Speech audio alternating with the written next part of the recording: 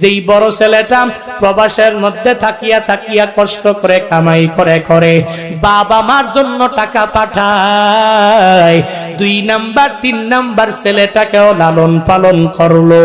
এত কষ্ট করে এই বান্দা প্রবাসের মধ্যে থাকিয়াও এত কষ্ট করে বান্দা সংসার চালাইলো।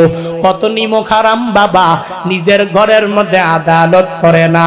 ওই ছেলের সময় যখন খারাপ তখন এই বান্দাটা ওই ছেলের দিকে তাকায় না।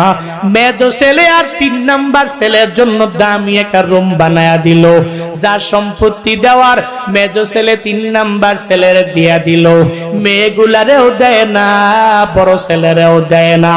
এই পরিমাণ আদালত না করনেওয়ালা বাবা সমাজে আছে না নাই?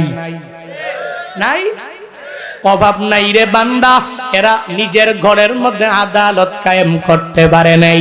ওই ঘরের মধ্যে এরা পূর্ণাঙ্গ ভাবে ইনসাফ কায়েম করতে পারে নাই।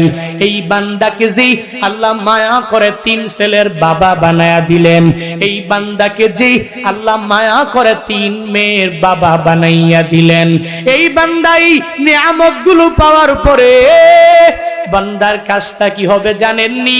বলে এই নিয়ামতগুলো পাইয়া শুকর কেমনে আদায় করবে?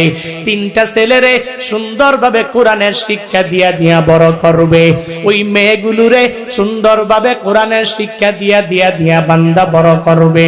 তবে প্রথমে কোরআনের শিক্ষা, প্রথমে ইলমুদ্দিন, তার